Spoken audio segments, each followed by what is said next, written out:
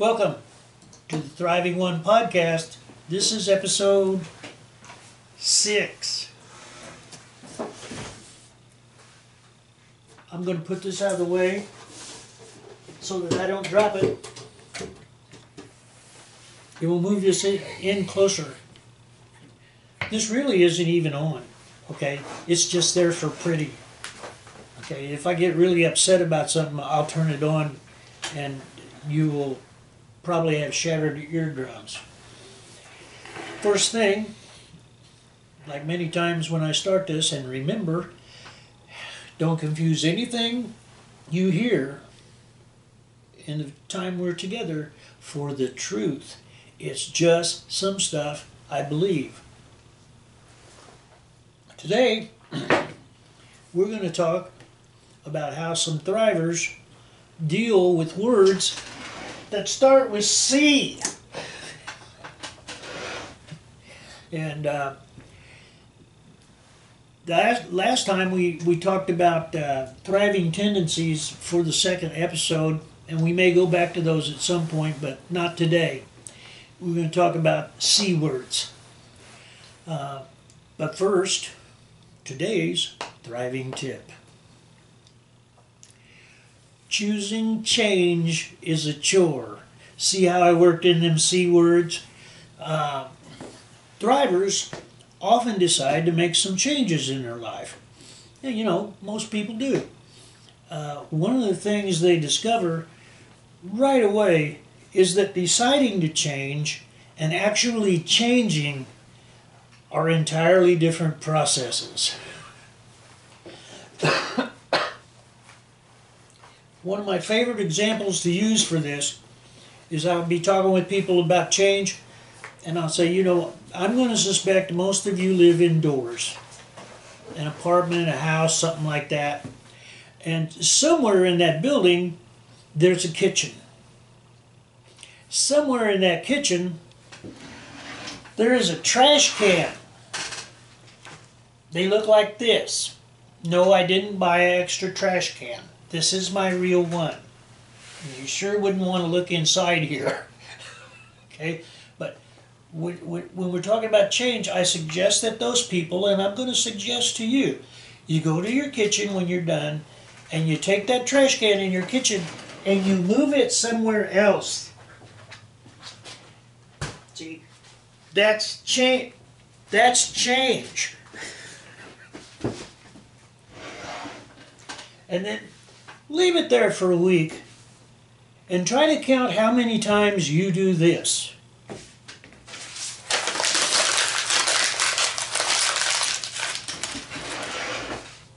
Damn that Oscar! Just give it a whirl. Now,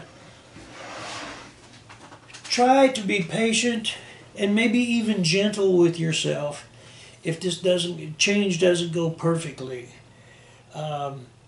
One of the things I really recommend to people is to avoid the American notion of what solutions to change are. Basically, what we in America want is change that is immediate, perfect, permanent, and effortless. Okay, that's because by and large we're lazy and not real bright all the time, myself included. People say, well, how do you do that? It's like anything else, like jugglers have to do, like cooks have to do, like painters have to do. You practice, practice, practice. Now, the other thing about change is that when we moved the trash can, that was just changing an action. Wait till you try changing thoughts and words, okay? That's almost always harder. But the one that's really difficult is changing beliefs. Now, I forgot to set my prop over here. And by the way, what kind of guy tells you the microphone doesn't work and then keeps leaning towards it? coffee cup, C words. And in honor of C words, we have all the C things in the coffee can. What do you mean obsessive disorder? So we're going to do what we did last time, because I really like doing it that way, because if I try to write all this stuff on the cue cards, I have cue cards clear across the shed, and I don't do that well getting them. Ho! Our first C word, convenience. Many humans, drivers included, want almost everything to be convenient. Okay? We got to have remote controls for all those electronic devices. We have to have special machines to fry a hamburger. We have to have special little devices to put in our microwave, which is a convenience. And sometimes we want things to be convenient to the extent that when something is inconvenient, we feel put upon and deprived and frustrated. Personally, I don't do that very much, not because I thrive, but because I'm too lazy for that crap. Oh, we're supposed to do this for 10 minutes. You're supposed to check the time. Okay, 4:24 is when we started. Oh! Notice this one, please. Courtesy. You know, open a door for somebody, ask people, you know, how they want their hot dog burned. Say please and thank you, which I think I mentioned in one of the other episodes. But just be polite. And being polite after you've been impolite for a long time very often will make your close friends think you should have a checkup from a medical professional. Oh, we got two. And two don't even start with C. Calm. Calm. You know, one of my favorite things to do when people get started fussing, and trust me, I know a lot of people who fuss chronically, another C word, okay? And they're getting all worked up, not realizing that adrenaline is a drug, and we all have the keys to the pharmacy. What could go wrong? But anyway, remaining calm when others around us aren't calm can be infectious at times, and even if it isn't, we're not doing what we need to do to jack up our adrenaline level so we can look like a head with its chicken cut off too.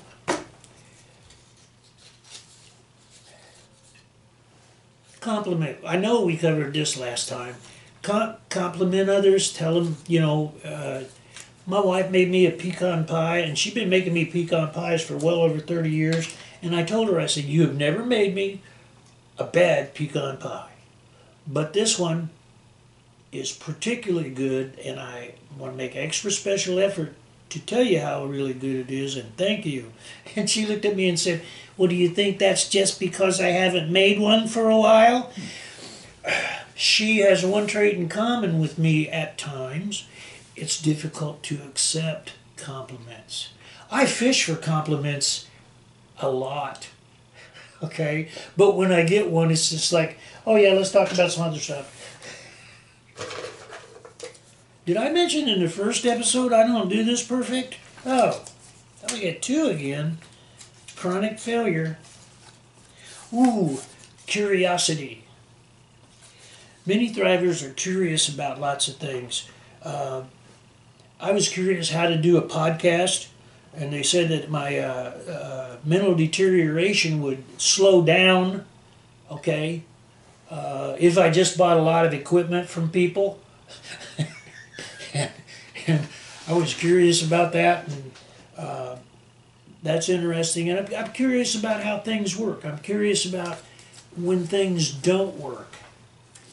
I'm curious about why so much that's so good is happening all around us, and it's hard for us to see very frequently.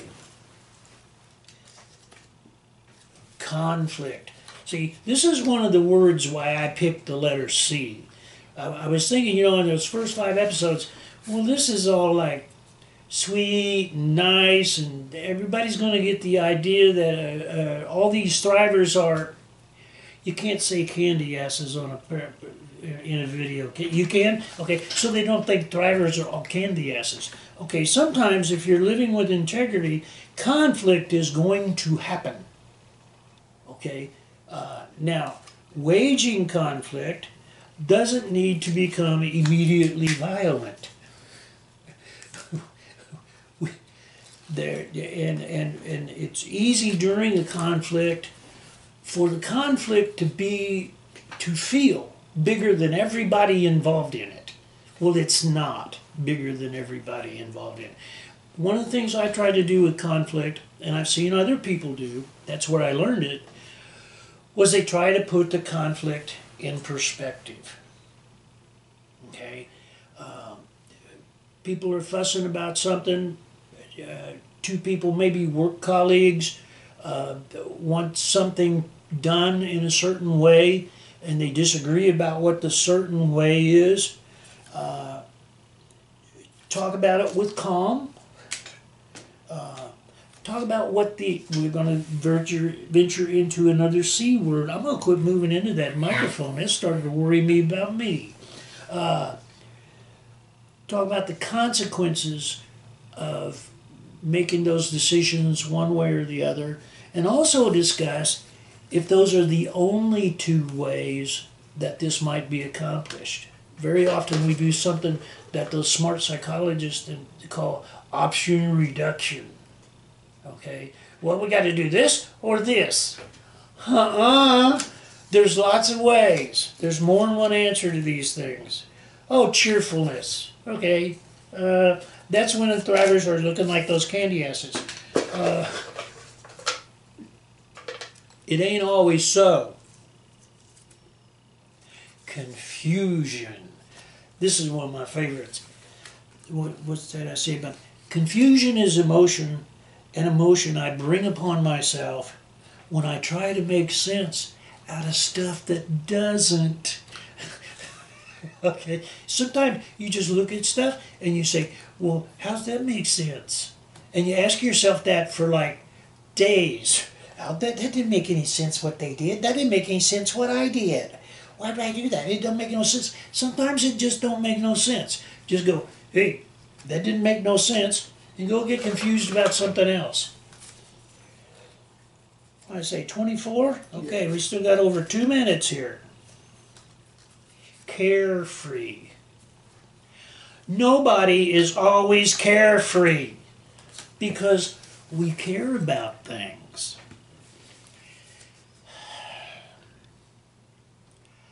I try not to obsess about problems or difficulties or challenges. I try not to ignore them, okay? But I try to, the very best of my ability, have an attitude towards those things that doesn't diminish my ability to function entirely. I try to take those things and say, well, you know, what can I take out of this? And sometimes, you know, like if I'm in the presence of a person who's just like a really worrier, a big worrier or a big griper, when I come away from them, I feel carefree because I'm not them.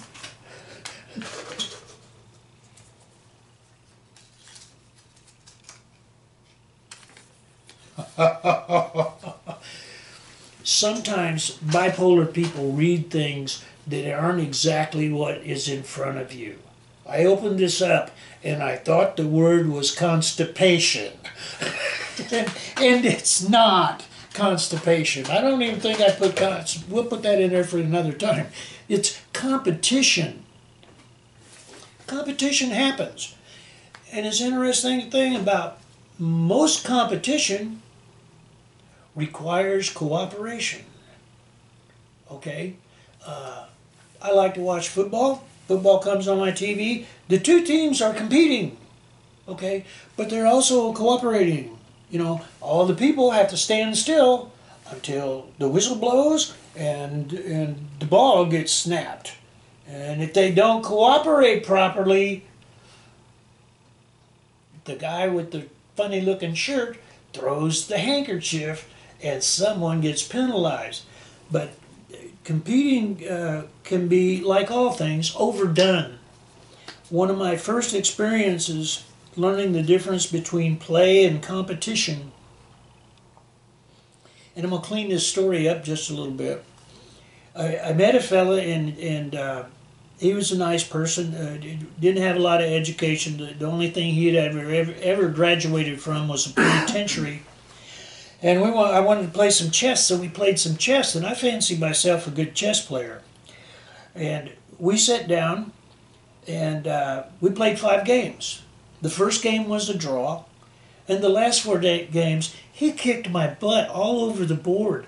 And I was feeling all sour and embarrassed, and of course he was smiling, and he said, well, do you notice there's a difference between how you're feeling right now, Oscar, and how I'm feeling? I said, yeah, well, you won. He said, that's not it.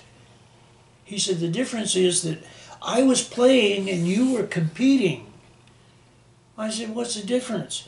And this is the part where I clean it up. He said, well, when you're just playing, everyone gets to leave with the same male genitals they brought to the game. Uh-oh. Last one. You attention deficit disorder devils. Confrontation. Almost always when people see that word, they think they're about to tell you some crap you don't want to hear about. And that's very often the case. My wife very often confronts me with, is that what you're wearing? Yeah, that's what I'm wearing. Or she'll say things like, well, you might want to put on some different clothes. Or she gets up when I've been in the kitchen and says, what are you burning? She confronts me about those things. And that's information, and I'm not too fragile about very many things, so pay attention and go see what the source of the smoke is. But it's also possible, and I think important, to confront yourself and other humans with welcome information. I have a young friend who's late a lot, and I give him crap about that. I confront him. He showed up a couple of weeks ago on time.